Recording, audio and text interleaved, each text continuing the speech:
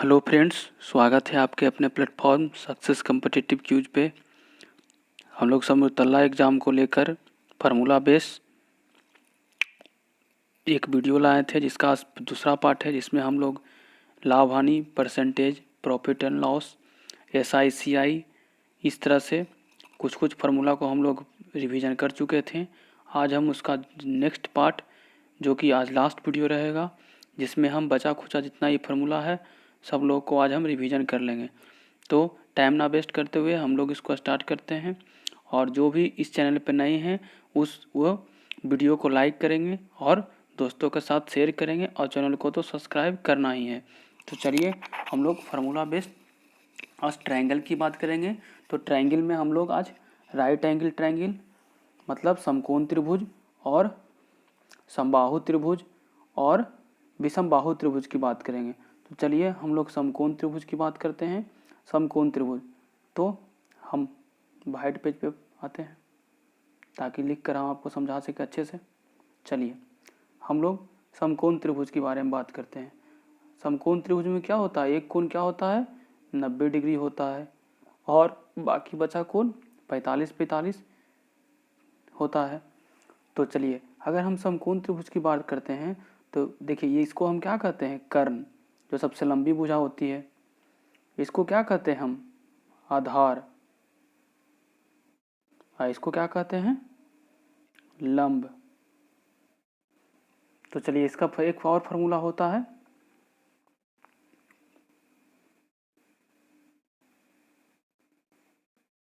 Sorry कुछ दिक्कत है।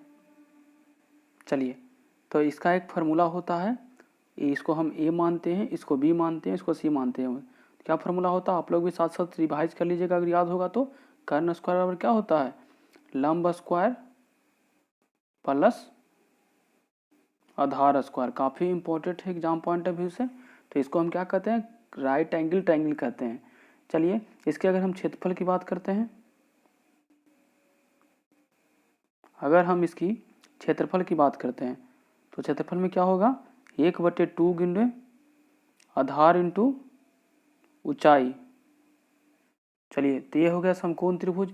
आगे अगर हम इसकी बारे में, अगर हम समकोण त्रिभुज के बारे में बात कर लिए, अगर हम समबाहु त्रिभुज के बारे में बात करते हैं तो आइए उसके बारे में सीखते हैं। चलिए समबाहु त्रिभुज, समबाहु त्रिभुज में प्रत्येक भुजा क्या होता है, बराबर होता है, और प्रत्येक कोण का मान कितना होता है, 60 डिग्री। कितना होता है, 60 डिग्री। और अगर हम इसकी फार्मूला की बात करें तो समकोण त्रिभुज का क्षेत्रफल क्या होता है, आप लोग भी साथ साथ बोलिए, √3/4 गुने भुजा का स्क्वायर। अगर हम इसकी ऊंचाई की बात करेंगे कि समकोण त्रिभुज का ऊंचाई कैसे निकलता है, तो उसकी फार्मूला क्या होता है, √3/2 गुने भुजा।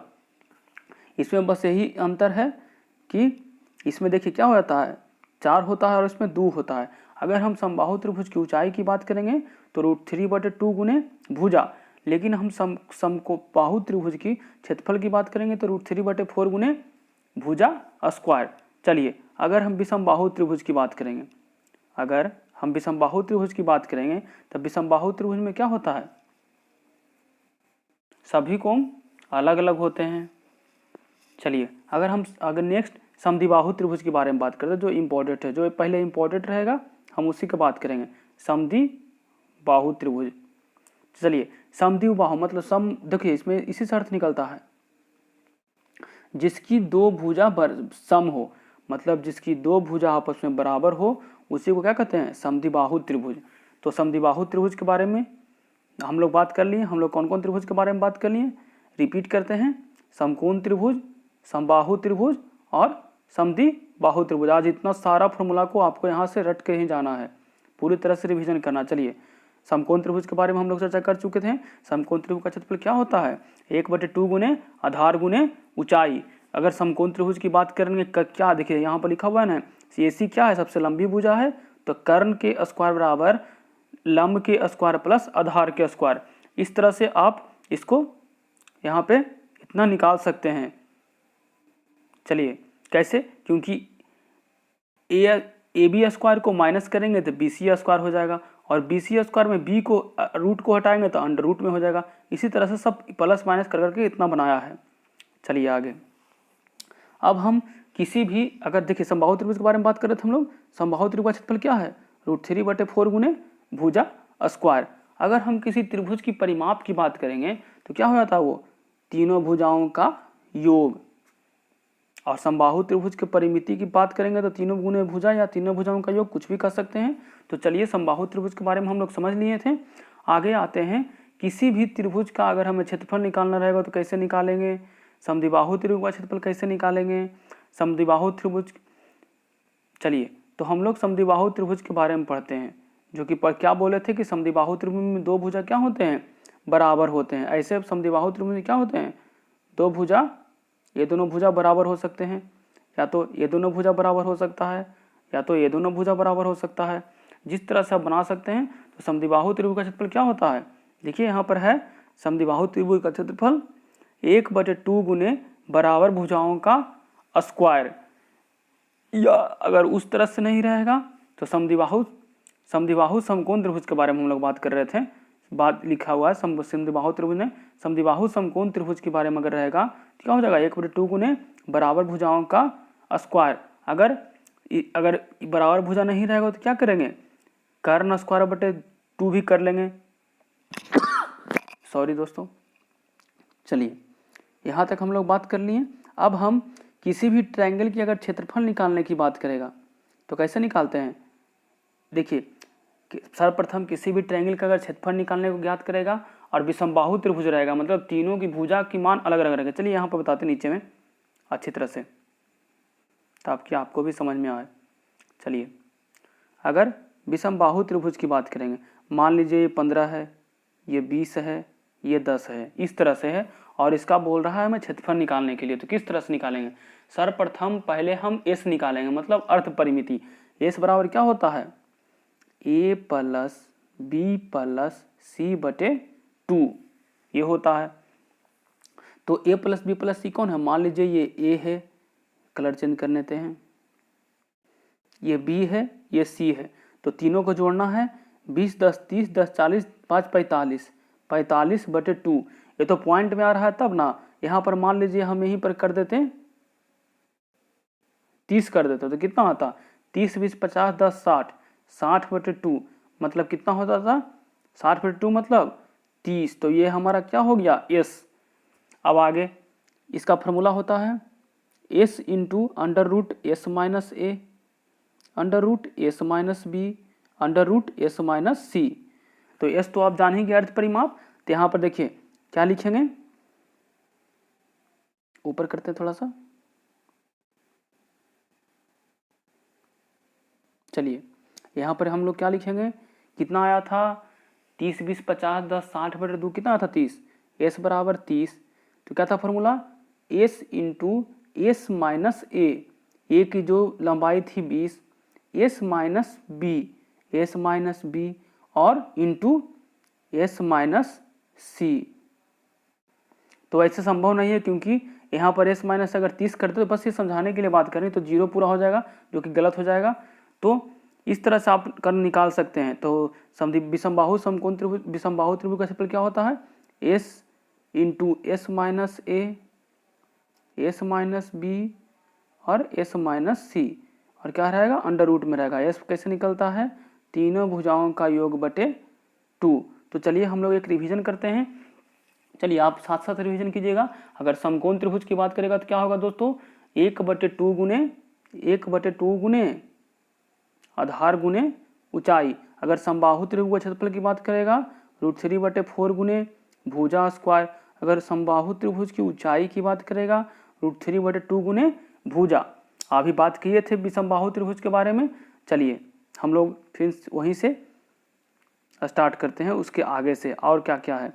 अब हम लोग किसके बारे में बात करेंगे, आयत के बारे में। किसके बारे में, आयत के बारे में। तो चलिए हम लोग नीचे से आयत के बारे में बात करते हैं। चलिए आयत, जैसे ही हम लोग आयत मन में आता है तो ये देखिए इसका क्षेत्रफल क्या हो जाता है, आयत का क्षेत्रफल आप लोग ही बताइए, लंबाई गुने चौड़ाई। अगर हम परिमाप की बात करते हैं तो 2 इंटू लंबाई प्लस चौड़ाई। अगर हम इसके विकर्ण की बात करते हैं तो क्या होता है, बस आप लोग रिवीजन कीजिए क्योंकि टाइम कम है, उतना डिटेल में नहीं पढ़ा सकते हैं। आप लोग का भी टाइम पास होगा, जब एग्ज़ाम खत्म हो जाएगा अच्छी तरह से तो मेंस के लिए हम लोग स्टार्ट करेंगे अच्छी तरह से एकदम डिटेल वीडियो में। चलिए विकर्ण बराबर क्या होता है, under root L square plus B square. बस रिवीजन हो रहा है तेजी में, तो चलिए यहाँ पर भी हम लोग देख कर देते हैं क्लियर अच्छी तरह से। चलिए आयत को क्या कहते हैं हम लोग, रेक्टेंगल। तो चलिए देखिए ये क्या होता है, जब दो तिरछी लकीर एक दूसरे को सटते तो क्या होता है, विकर्ण होता है। ये क्या है, लंबाई, ये क्या है,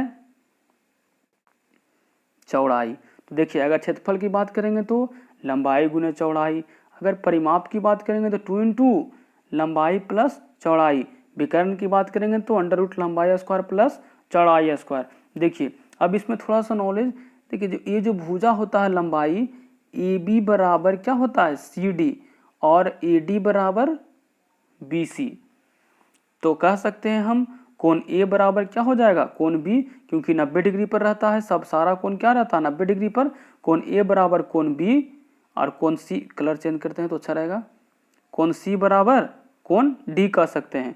इस तरह से हम लोग बोल सकते हैं ए सी बराबर क्या हो जाएगा, ए सी बराबर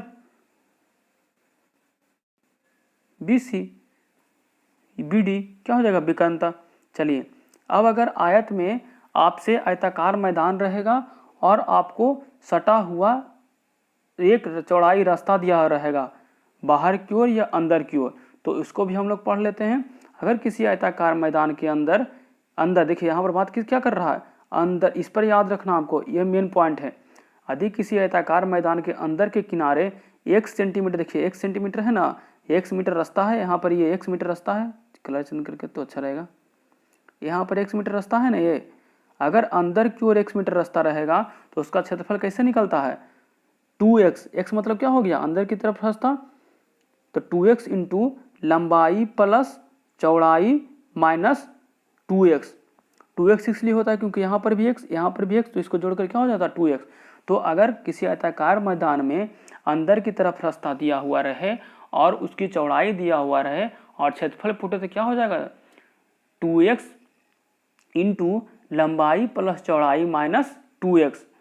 एक बार और, अगर किसी आयताकार मैदान के अंदर किनारे से सटे हुए रास्ता की चौड़ाई दिया हुआ रहे और क्षेत्रफल पूछे, देखिए अंदर की तरफ दिया हुआ है ना जी, क्या है, ये वर्गाकार पूरा बड़ा है और इसके अंदर क्या है, एक क्षेत्रफल है, तो क्या है जो अंदर का क्षेत्रफल है, अंदर से सटा हुआ 1 सेंटीमीटर दिया है। अगर ऐसे पूछे तो क्या हो जाएगा, 2x इंटू लंबाई प्लस चौड़ाई माइनस 2x।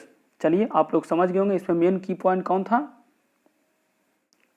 अंदर की तरफ रास्ता। अगर यही आयताकार मैदान में देखिए, यही आयताकार मैदान में देखिए, ये आयताकार मैदान, इसके बाहर की तरफ दिया हुआ क्षेत्रफल, तो क्या हो जाएगा, इसमें की पॉइंट क्या हो गया, बाहर किनारे से सटा हुआ रहेगा, तो इसमें क्या हो जाएगा, सारा चीज वही रहेगा, बस यहाँ पर प्लस हो जाएगा। तो आपको याद रखना है, बाहर की तरफ आयताकार मैदान में रहेगा तो 2x प्लस हो जाएगा और अंदर की तरफ से रहेगा तो 2x माइनस हो जाएगा। इसमें इतना ही था। आगे वर्ग के बारे में हम लोग बात करते हैं। तो देखिए वर्ग के बारे में अगर बात करेंगे तो क्या हो जाएगा, इसमें भी प्रत्येक को 90 डिग्री रहेगा और इसमें क्या हो जाएगा, ए बी बराबर सी डी बराबर डी सी बराबर, मतलब सारा भुजा इसमें एक दूसरे से इक्वल रहेगा, वर्ग होता है। और वर्ग की क्षेत्रफल क्या होता है, आप लोग बोलिए साथ साथ, वर्ग के क्षेत्रफल बराबर भुजा स्क्वायर, वर्ग के क्षेत्रफल बराबर भुजा स्क्वायर। वर्ग के परिमिति बराबर 4 गुने भुजा, क्यों, क्योंकि चारों भुजा बराबर है। अगर वर्ग की विकर्ण की बात करें तो क्या हो जाएगा, √2 गुने भुजा।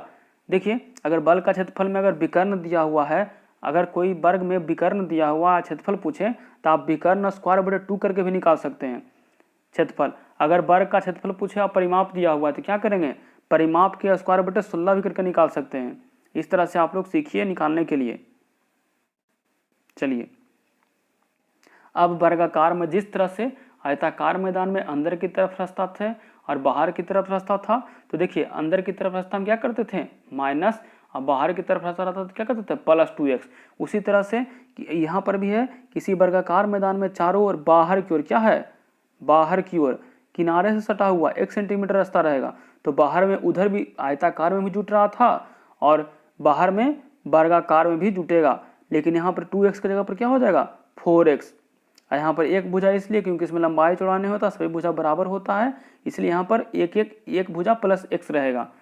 चलिए, ये भी क्वेश्चन हम लोग फर्स्ट मॉडल सेट जब करवाए थे तो किए थे। यदि किसी आयताकार या वर्गाकार का प्रत्येक भुजा को k गुना किया जाएगा तो क्षेत्रफल पर कितना गुना प्रभाव पड़ेगा, k² गुना। इस मॉडल सेट में हम लोग क्वेश्चन करवाए थे मैथ में, परिमाप कितना गुना, k गुना हो जाएगा। चलिए, अब देखिए हम लोग बाहर की तरफ पढ़ लिए, अब हम लोग अंदर की तरफ पढ़ेंगे। भीतरी किनारा सटा हुआ रहेगा, तो हम लोग उसमें भी बात किए थे आयताकार में फिर से रिवीजन कीजिए। अगर आयताकार क्षेत्रफल में बाहर की तरफ रास्ता दिया हुआ रहेगा तो क्या करते थे, क्या फॉर्मूला था, 2x इंटू लंबाई प्लस चौड़ाई प्लस 2x। लेकिन अगर आयताकार में अंदर की तरफ क्षेत्रफल दिया हुआ रहता था, अंदर की तरफ रास्ता दिया हुआ रहता था, तो उसका क्षेत्रफल क्या होता था, 2x इंटू लंबाई प्लस चौड़ाई माइनस 2x अंदर की तरफ में। उसी तरह से यहाँ बाहर की तरफ में क्या हो जाएगा प्लस और अंदर की तरफ में क्या हो जाएगा माइनस। तो हम लोग वर्ग भी खत्म कर लिए। अब हम लोग आते हैं चतुर्भुज पे, जो कि ये काफी इंपॉर्टेंट है। चतुर्भुज में क्या होता है, अगर हम समलंब चतुर्भुज की बात करें तो क्या हो जाएगा 1/2 इंटू समांतर भुजाओं का योग इंटू ई वाला ऊंचाई। देखिए कैसे होता है, मान लीजिए इस तरह से दिया हुआ रहेगा, तो इसका भुजा 10 है, इसका भुजा 20 है, तो ये दोनों क्या हो जाएगा 10 हो जाएगा, ये बचा 5, ये बचा 5। इस तरह से आप लोग काटिएगा। क्यों, क्योंकि ये दोनों जो भुजा होगा समांतर होगा, तो इसका मान जो रहेगा उसको काटेंगे 10, और जो बचेगा 10 में कितना बचा, 20 में कितना गया 10, तो कितना बचा 10, तो ये 5-5 के रूप में कट जाएगा। तो देखिए इसका फॉर्मूला क्या होता है, 1/2 गुने समांतर भुजाओं का योग, समांतर भुजाओं का योग गुने ऊंचाई। चलिए, अब हम लोग समांतर चतुर्भुज के क्षेत्रफल की बात करते हैं। ये तो था समलंब चतुर्भुज मतलब ट्रिपीजियम। अगर हम पैरेललोग्राम समांतर चतुर्भुज की बात करेंगे तो इसका क्षेत्रफल क्या होता है, आधार गुने ऊंचाई। अगर हम परिमाप की बात करेंगे तो 2 गुने आसन भुजाओं का योग। इतना नहीं पूछेगा, बस ऊपर ऊपर पढ़ लीजिए। देखिए अगर हम कोई भी रोम्बस मतलब कोई भी अगर चतुर्भुज के क्षेत्रफल की बात करेंगे तो क्या हो जाएगा 1/2 गुने विकर्णों का गुणनफल। मान लीजिए आपको ये 10 सेंटीमीटर पूरा दिया हुआ है, 20 सेंटीमीटर दिया हुआ है, और बोलेगा ये रोम्बस है, तो इसका एरिया ज्ञात करते क्या हो जाएगा 1/2 गुने 20 गुने 10। तो इससे आप एरिया निकाल सकते हैं रोम्बस का। अगर हम रोम्बस के पेरीमीटर की बात करें तो क्या हो जाएगा 4 गुने भुजा। ये क्या होता है, किसी भी चतुर्भुज के परिमिति। चलिए हम लोग आगे बात करते हैं वृत्त में। बस वृत्त में छोटा सा बस समझ लेते हैं कि क्या होता है आर्क, क्या होता है डायमीटर, क्या होता है सेंटर, क्या होता है रेडियस, क्या होता है पेरीमीटर। इस तरह से हम लोग समझ लेते हैं। देखिए एक वृत्त है, यहीं पर इसी में बता देते हैं साफ साफ कलर चेंज कर करके। देखिए जब एक वृत्त में केंद्र से गुजरेगा कोई रेखा, उसको क्या कहते हैं हम लोग, व्यास कहते हैं। देखिए व्यास की लिखा हुआ है। अगर केंद्र से किसी परिधि पर लंबाई को छुएगा तो उसको क्या कहेंगे, देखिए त्रिज्या कहेंगे। इसको तो केंद्र कहते ही हैं, देखिए इसको तो केंद्र कहते ही हैं हम लोग। केंद्र मतलब सेंटर। चलिए, और ये जो चारों तरफ का जो क्षेत्रफल होगा उसको क्या कहेंगे, परिधि कहेंगे। आप लोग समझते चलिएगा साथ साथ। देखिए अगर हम जीवा की बात करेंगे तो जीवा कहीं भी 2 सतहों पर छू के हो सकता है। देखिए जीवा यहाँ भी हो सकता है, जीवा ऐसे भी हो सकता है, जीवा ऐसे भी हो सकता है, मतलब दोनों सतह तो छूना चाहिए परिधि पर। तो आप लोग समझ गए। व्यास किससे कहते हैं, जो केंद्र से गुजरता है, और त्रिज्या किससे कहते हैं, जो केंद्र से परिधि पर सटा हुआ रहता है। अगर हम पूरी जीवा की बात करेंगे तो दोनों परिधि पर सटा हुआ रहेगा, जिससे इस तरह से इसको क्या कहेंगे जीवा। और केंद्र से नहीं गुजरेगा तो क्या हो जाएगा व्यास। चलिए आप लोग समझ गए होंगे। संकेंद्रीय वृत्त, संकेंद्रीय वृत्त मतलब क्या हो गया, एक वृत्त के अंदर दूसरा वृत्त। तो देखिए संकेंद्रीय वृत्त का इसकी त्रिज्या कैसे निकालेंगे, यहाँ पर ये त्रिज्या इसकी हो जाएगी, इसकी त्रिज्या इसकी हो जाएगा। चलिए इतना नहीं आप लोग को पढ़ना है, सॉरी।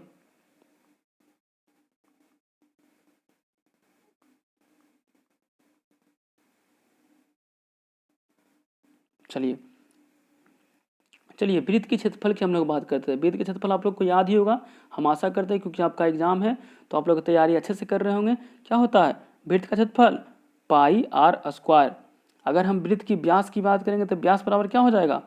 2r, क्योंकि देखिए हम लोग व्यास क्या कहे थे, व्यास कोई केंद्र से गुजरता है और इसकी त्रिज्या क्या हो जाएगी? ई आर, तो d बराबर 2r। इस तरह से आगे, और अर्धवृत्त का क्षेत्रफल पाई आर स्क्वायर बटे 2, वृत्त की परिधि 2 पाई आर। चलिए इस तरह से आप लोग पढ़िएगा, बस इतना ही, ज़्यादा नहीं पढ़ना है। और देखिए मेन जो इम्पोर्टेंट है ये सब है, घन आपका हो गया, क्यूब हो गया, आपका क्यूबाइड घनाभ हो गया, इससे क्वेश्चन काफ़ी आते हैं। और हम लोग लास्ट में क्या बात करेंगे? नंबर सिस्टम के बारे में हम लोग बात कर लेंगे, विभाज्यता के नियम क्या है, होल नंबर क्या है, पूर्णांक संख्या क्या है, विभाज्य संख्या क्या है, अभाज्य संख्या, भाज्य संख्या, इसके बारे में बात कर लेंगे। बस हमें रिवीजन ही तो करना है। तो आइए आप लोग इस वीडियो पर बने रहिए, और आपको अगर ये पसंद आ रहा है तो उसको लाइक कीजिएगा, दोस्तों के साथ शेयर कीजिएगा। आप लोग लाइक करने में कंजूसी कर रहे हैं दोस्तों, कम से कम लाइक कीजिए और पूरा वीडियो को देखिए, ताकि हमें भी लगे अच्छा कि चलो जो मेहनत कर रहे हैं उस पर बच्चों लोग मेहनत कर रहे हैं। चलिए हाँ, क्यूब के बारे में बात करते हैं। देखिए पहले तो इसके बारे में बात करने से पहले इसके बारे में बात करते हैं कि अगर हम घन को बोलते हैं तो घन कैसा होता है। पहला क्वेश्चन, डायरेक्ट क्वेश्चन आपको ये भी आ सकता है कि घन कैसा होता है। ऑप्शन नंबर 1 वर्गाकार, ऑप्शन नंबर 2 घनाकार, ऑप्शन नंबर 3 आयताकार, option number 4 none of the. तो क्या होता है? घन एक वर्गाकार होता है, याद कर लीजिएगा, भी आई है। चलिए घन में, घन का अगर हम किनारा की बात करेंगे तो कितना होता है? 12, फलक 6, शीर्ष कितना? 8। आपको ये सब दिमाग में एकदम कंसस्ट, एकदम पूरी तरह से याद रखना चाहिए। जैसे ही आपको पूछेगा घन, मतलब आपको किस पे दिमाग जाएगा? वर्गाकार पे। घन के कुल किनारा कितना होता है? 12। घन में फलकों की संख्या 6, शीर्ष की संख्या 8। इससे भी डायरेक्ट क्वेश्चन एग्जाम में आ सकता है, डायरेक्ट पूछ देगा कि घन में शीर्षों की संख्या बताइए जी, घन में फलकों की संख्या बताइए जी, और घन में किनारा की संख्या बताइए। तो हम लोग अब आते हैं घन के फॉर्मूला पे। और घन कैसा होता है ये भी क्वेश्चन आ सकता है। तो घन कैसा होता है? वर्गाकार होता है। चलिए घन का आयतन क्या होता है? भुजा क्यू। भुजा क्यू मतलब जितना, मान लीजिए भुजा 3 दिया रहेगा और पूछा है घन का आयतन, क्या हो जाएगा? 3 3 × 27। अगर घन की एक भुजा रहेगा तो अंदर रूट आयतन। देखिए मान लीजिए घन में एक भुजा 27 दिया हुआ है, घन में एक भुजा क्या दिया हुआ है? 27। इसका पूछेगा घन का आयतन, मान लीजिए अगर 27 दिया हुआ है, अगर एक भुजा पूछेगा तो क्या हो जाएगा? अंडर रूट 27, क्या हो जाएगा? 3√3। आगे घन का विकर्ण, काफ़ी इंपॉर्टेंट। घन का विकर्ण क्या होता है? √3 × 1 भुजा। और घन का संपूर्ण पृष्ठ का क्षेत्रफल, जो कहो बहुत बार एग्जाम में पूछा गया है, 6 × भुजा स्क्वायर। तो चलिए घन भी खत्म हो गया। आप लोग घन आप पढ़िए, बस आपको बस सुनते जाना है और आपको दिमाग में होते जाएगा, मतलब रिवाइज होते जाएगा। ये वीडियो बनाने का मकसद यही था। चलिए अगर हम घनाभ की बात करेंगे तो घनाभ कैसा होता है? आयताकार। घन कैसा होता है? वर्गाकार। घनाभ कैसा होता है? आयताकार। तो चलिए घनाभ के कितने सतह? 6 सतह। किनारा कितना? 12, और शीर्ष कितना? 8। मतलब दोनों सेम ही है, बस अंतर क्या है? घनाभ आयताकार होता है और घन वर्गाकार होता है। चलिए घन के आयतन की बात करते हैं तो क्या होता है? लंबाई गुने चौड़ाई गुने ऊंचाई। क्या होता है? लंबाई गुने चौड़ाई गुने ऊंचाई। और घन के विकर्ण की अगर बात करेंगे तो क्या होगा? अंडर रूट में सारा जो भुजा दिया हुआ रहता है उसकी स्क्वायर करके जोड़ देंगे। जैसे मान लीजिए घन का विकर्ण निकालना है, आपकी भुजा दिया हुआ है 2, 5, 3, और घन का विकर्ण निकाले तो क्या हो जाएगा? अंडर रूट में सब का स्क्वायर आज जोड़ देंगे। चलिए ये क्या हो जाएगा? घन का विकर्ण। अगर संपूर्ण पृष्ठ के क्षेत्रफल की बात करें घन के तो क्या हो जाएगा? 2 × ये सब पहला वीडियो में बताया हुआ है फॉर्मूला। पहला वीडियो जब हम प्रैक्टिस सेट मैथ का डालेंगे तो इससे बताया हुआ था। क्या होता है? 2 × लंबाई LB + BH + HL, मतलब लंबाई गुने चौड़ाई जोड़ चौड़ाई गुने ऊंचाई जोड़ ऊंचाई गुने लंबाई, इसमें 2 से गुना करना है। चलिए ये भी इंपॉर्टेंट था, बस ज़्यादा नहीं पढ़ना। चलिए अब हम लोग आते हैं जो कि इम्पोर्टेंट है नंबर सिस्टम पर, जितना भी नंबर से संबंधित है। तो आइए हम लोग पहला नेचुरल नंबर की बात करते हैं, मतलब प्रकृत संख्या। प्रकृत संख्या क्या कहते हैं? गिनती की संख्या को प्रकृत संख्या कहते हैं। जैसे 1 2 3 4 5 6 7 8 जो आप लोग काउंटिंग करते हैं उसको कौन सी संख्या कहते हैं? नेचुरल नंबर कहते हैं। चलिए, नेचुरल नंबर, क्या आपसे क्वेश्चन पूछेगा क्या शून्य एक नेचुरल नंबर है? तो जीरो क्या एक प्रकृत संख्या? नहीं, क्योंकि हम लोग जब काउंट करते हैं तो जीरो से थोड़ा ना काउंट करते हैं, वन से ना काउंट करते हैं। इस तरह से आप लोग याद कर लीजिएगा, क्या जीरो एक नेचुरल नंबर है? तो नेचुरल नंबर जीरो नहीं है।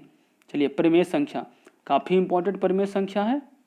अपरिमेय संख्या, इससे क्वेश्चन आता है। देखिए, परिमेय संख्या की बात करेंगे, रेशनल नंबर, तो जिसे P/Q के रूप में दर्शाया जाता है। जैसे हो गया 5/4 और Q equal to not zero, मतलब नीचे वाला जीरो नहीं रहना चाहिए, उसको क्या कहेंगे?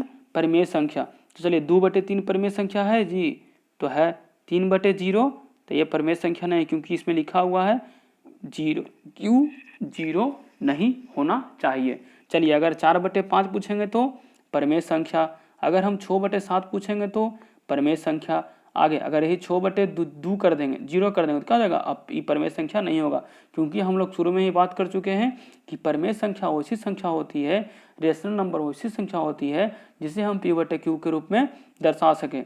चलिए, हम लोग अपरिमेय संख्या के बारे में बात करते हैं, इरेशनल नंबर, जिसे P/Q के रूप में दर्शाया नहीं जा सकता है। और इसमें भी वही पॉइंट है, P/Q equal to not zero. जैसे देखिए, P/Q के रूप में किसको नहीं दर्शा सकते हैं? जो रूट में रहेगा, √2, √3, √5। ये भी क्वेश्चन पूछा हुआ, क्या √5 अपरिमेय संख्या? अपरिमेय संख्या क्या है? अपरिमेय संख्या। अब हम लोग बढ़ते हैं सम संख्या। बस रिवीजन करते चलिए आप लोग साथ साथ। आप लोग को, हमें पता है कि सब आता होगा, बस रिवीजन करना है एग्जाम टाइम में, इससे आपको नंबर बढ़ेगा। चलिए, सम संख्या वे प्रकृत संख्या जो 2 से विभाजित होते हैं उसे कौन सी संख्या कहते हैं? सम संख्या। जैसे 2 4 6 8 10 12 14 16 18 20, ये सब कौन सी संख्या है? सम संख्या। आगे विषम संख्या मतलब ऑड नंबर। ऑड नंबर कैसी संख्या है? जो 2 से विभाजित नहीं होता है। वह प्रकृत संख्या जो 2 से विभाजित नहीं होता है, जिसमें केवल उसी संख्या या किसी अन्य विषम संख्या से पूरी भाग हो। जैसे विषम संख्या कहाँ से स्टार्ट होता है? 1 से। 1 3 5 7 9 11, इस सब क्या है? 11 13 15 17, ये सब क्या है? 17 19 21 23 25, ये सब क्या है? विषम संख्या है। चलिए, अब हम लोग आते हैं कंपोजिट नंबर, जिसको बोलते हैं क्या? भाज्य संख्या। एक से बड़ी वे सभी संख्याएं जिनमें अपने और एक की अतिरिक्त कम से कम एक और संख्या से भाग लगाया जा सकते हैं। देखिए, जैसे भाज्य संख्या वो हो गया, मतलब एक के अलावा, जैसे अगर चार हम संख्या लिए तो किससे किससे कटता है? एक से भी कटता है, दो से भी कटता है। देखिए, इसका क्या हो गया? एक से अलावा दो भी भाज्य हो गया। चलिए, कलर चेंज करते थोड़ा अच्छा लगेगा। चलिए, इसको लेते हैं। चलिए, देखिए यहाँ पर क्या बोल रहा है, अगर छोट संख्या लेते हैं, इसको काटिए तो 1 से कटता है, 2 से भी कटता है, 3 से भी कटता है। देखिए, यानी कहा एक और संख्या के भाग लगाए जा सके, मतलब एक से अधिक रहना चाहिए भाजक, तो हो गया भाज्य संख्या। आप लोग समझ चुके होंगे। मतलब अगर 18 लेते हैं, एग्जाम्पल में यहाँ पर 18, इसको काटिए, किससे किससे कटता है? 1 से कटेगा, 2 से कटेगा, 3 से कटेगा, 6 से कटेगा, 9 से कटेगा, 18 से कटेगा। इसके कितने? एक से ज़्यादा भाजक हो गए ना, इसे क्या कौन संख्या कहते हैं? Composite number. आगे हम अभाज्य संख्या की बात करते हैं। कौन सी संख्या? अभाज्य संख्या, जिसको बोलते हैं प्राइम नंबर। तो देखिए, सब पूछता है एग्जाम में, काफ़ी बार आ चुका है, बड़े बड़े एग्जाम में भी आ चुका है, ऐसे सेंट्रल लेवल के एग्जाम में भी आ चुका है कि सबसे छोटी अभाज्य संख्या कौन सी है। तब सब लोग 3 मार के आ जाते हैं, 1 मार के चलाते हैं, ये नहीं ध्यान देते हैं कि सबसे छोटी अभाज्य संख्या कौन सी है? 2 है। इंपॉर्टेंट है, VVI है। सबसे छोटी अभाज्य संख्या कौन है? 2 3, इस तरह से स्टार्ट होगा, 5 7 11 13। आगे अब हम होल नंबर की बात करेंगे। होल नंबर प्रकृत संख्याओं के समुच्चय में जीरो को समझ, जैसे प्रकृत संख्या कौन था? 1 2 3 4 5, ये सब क्या था? गिनती की संख्या क्या कहते हैं? प्रकृत संख्या बोलते हैं। अगर हम इसमें जीरो को भी शामिल कर देंगे तो वह होल नंबर हो जाता है। क्या हो जाता है? होल नंबर, मतलब पूर्ण संख्या। अब हम लोग आते हैं पूर्णांक संख्या के बारे में बात करते हैं। चलिए, पूर्णांक संख्या मतलब इंटीजर नंबर, मतलब इसमें प्लस माइनस दोनों शामिल रहता है पूर्णांक संख्या में। जैसे देखिए, जब पूर्णांक संख्याओं को धनात्मक और ऋणात्मक चिन्ह के साथ दर्शाया जाता है तो इसमें बने समुच्चय को पूर्णांक संख्या कहते हैं। जैसे देखिए यहाँ पर क्या है, -1, -2, -3, -4, -5, इधर 0 के बाद क्या है 1 2 3 4, तो इसको क्या बोलेंगे, पूर्णांक संख्या। तो आप लोग आपको आशा करता हूं दोस्तों बच्चों कि आप लोग को समझ में आ रहा होगा, आप लोग को रिवीजन हो रही होगी अच्छी तरह से। तो आप लोग अगर अच्छा लग रहा होगा तो वीडियो को लाइक कीजिएगा, दोस्तों के साथ शेयर कीजिएगा। चलिए अब लोग हम लास्ट सेशन विभाज्यता के नियम पढ़ते हैं। बस रिवीजन करते चलना है आपको, और दूसरा जगह पर रिवीजन करने की जरूरत नहीं पड़ेगा। तो चलिए, दू के विभाज्यता के नियम कि दू किससे किससे कटता है, तो जी दू किससे किससे कटेगा, अगर किसी संख्या का अंतिम अंक कोई सम संख्या क्या हो, कोई, चलिए थोड़ा सा अच्छा से करते हैं, कोई सम संख्या हो, और जो कहने का मतलब जिसमें लास्ट में दू से जो संख्या कटेगा, 2 4 6 8 10 12 जो लास्ट में रहेगा वो किससे कटेगा, दू से।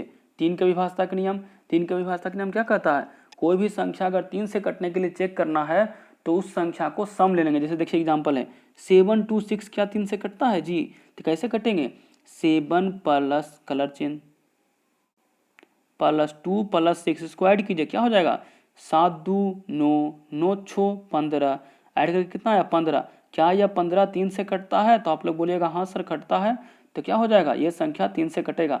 मतलब अगर 3 की विभाज्यता के नियम को हम लोग देखते हैं तो 3 की विभाज्यता का नियम क्या कहता है, जोड़कर 3 से विभाजन रहना चाहिए। देखिए 1731 को देखते हैं तो क्या हो जाएगा 1 प्लस 7 प्लस 3 प्लस 1, तो क्या हो जाएगा 7 3 10 1 11 1 12, तो 12 क्या 3 से कटता है, तो आप लोग बोलिएगा हाँ सर कटता है। तो ये 3 के विभाज्यता का नियम हो गया। आगे अगर हम देखिए यहाँ पर इसका डिटेल भी बताया हुआ है। चलिए अगर हम 4 की विभाज्यता की बात करते हैं तो 4 की विभाज्यता में क्या होता है, कोई भी लास्ट 2 अंक देखना है, किसी भी संख्या का लास्ट 2 अंक, किसी भी संख्या का लास्ट 2 अंक देखना है। अगर किसी भी संख्या का लास्ट 2 अंक 4 से विभाजित हो, जैसे देखिए अगर हम 2336 को देखते हैं, क्या यह 2336 4 अंकों के 4 से विभाजित है, तो अगर जैसे ही 4 से विभाज्यता का नाम लेगा एग्जाम में तो सीधे किसी भी संख्या के 2 अंक को 4 से काट के देखेंगे। जैसे 36 को 4 से काटिए, कटता है 36 को 4 से काटने पर कितने बार में, 9 बार में कटता है, मतलब यह संख्या 4 से विभाजित है। अगर यही इतना इसको 1848 को देखेंगे तो क्या लास्ट के 2 अंकों की संख्या 4 से कटती है, तो कटती है, तो ये भी 4 से विभाज्यता के विभाजित है। चलिए हम लोग आगे 5 की विभाज्यता का नियम तो काफ़ी आसान है, जिसकी लास्ट में क्या रहेगा 0 और 5 रहेगा, तो इसको बताने की जरूरत है नहीं। चलिए 6 की विभाज्यता का नियम, तो छो को देखिए गुना करके कैसे आता है, 2 गुने 3 करते हैं तो 6 आता है। मतलब इसका मतलब आप लोग क्या समझे कि जो संख्या 2 से और जो संख्या 3 से कटेगा वो 6 से भी कटेगा, यही कह सकते हैं। तो 2 के कटने का नियम क्या था, जिसके अंक में सम संख्या रहे, 2 4 6 8 10 रहे, और 3 से सभी संख्याओं का योग को जोड़ के 3 से काटना है तो कटेगा, तो क्या हो जाएगा 6 से कटेगा। तो आप लोग जैसे ही 6 के विभाज्यता का नियम आएगा तो आपको मन में लाना है कि 2 और 3 से कटता है, जो संख्या किससे कटेगा 6 से कटेगा, और 2 और 3 के विभाज्यता का नियम हम बता चुके हैं। आगे आइए,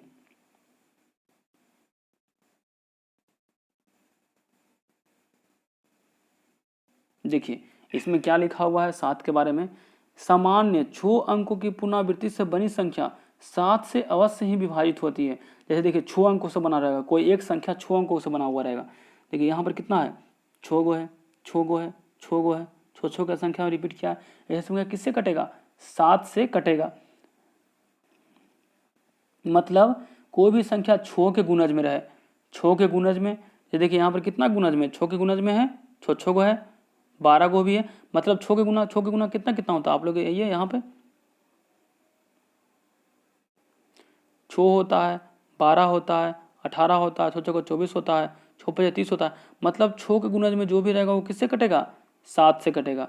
चलिए 8 के विभाज्यता का नियम, देखिए 8 के विभाज्यता का नियम और 4 के विभाज्यता का नियम में कुछ समानता है। हम लोग 4 के विभाज्यता के नियम में क्या पढ़े थे कि किसी भी संख्या के लास्ट 2 अंक 4 से कटेगा तो वह 4 से पूरी संख्या कटेगा।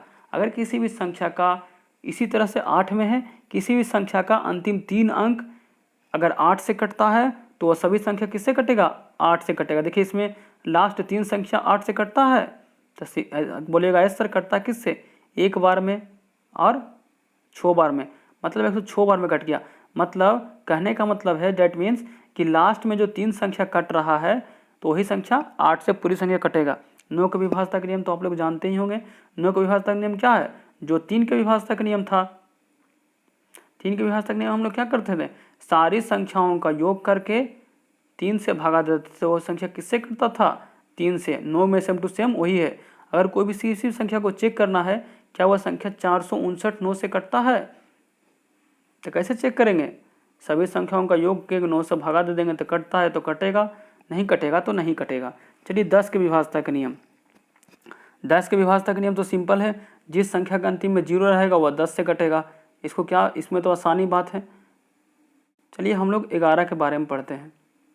11 के विभाजता का नियम देखिए, 11 के विभाजता का नियम है किसी भी संख्या के विषम संख्या के स्थान और सम संख्या के योग के स्थानों का योग अगर 0 या 11 से विभाजित होगा तो वो संख्या 11 से विभाजित होगा। डैट मीन्स देखिए यहाँ पर हम लोग बताते हैं कितना है, 17 92 12 कितना है, 17 92 12 यहाँ पर 17 92 12 यह क्या, यह संख्या 11 से विभाजित है। देखिए सम संख्या विषम संख्या का स्थान देखते हैं। पहले देखिए सम संख्या विषम संख्या का मतलब अल्टरनेट करके, एक क्या है विषम संख्या, एक के बाद विषम संख्या 3, 3 के बाद 5, तो देखिए ये क्या हो गया विषम संख्या, यहाँ पर कुछ नहीं है। तो देखिए विषम संख्या कौन कौन हो गया, 1 हो गया, 9 हो गया और 1 हो गया। अगर हम सम संख्या की बात करेंगे, स्थान सम संख्या की बात नहीं, सम संख्या का स्थान, तो यहाँ पर कौन हो जाएगा 7 2 और 2। तो देखिए 7 + 2 + 2 कितना होगा, 7 2 9 2 11। यहाँ पर भी कितना होगा 9 1 10 11, मतलब 11 बराबर 11 भी हो जाएगा, या तो 11 - 11 करके 0 हो जाएगा। तो वह संख्या किससे कटेगा, 11 से। तो आप लोग चेक करके बताइएगा दोस्तों, ये वाला क्वेश्चन इसको काटिए, क्या यह 11 से कटता है। इस तरह से जो अगर कोई भी टॉपिक अगर समझ में नहीं आया होगा तो आप लोग कमेंट में ज़रूर कीजिएगा। आप लोग पूछते ही नहीं हैं, लगता है शर्माते हैं या फिर पूरा वीडियो को नहीं देखते हैं, मजाक में लेते हैं। तो चलिए 11 के नियम समझ गए हैं।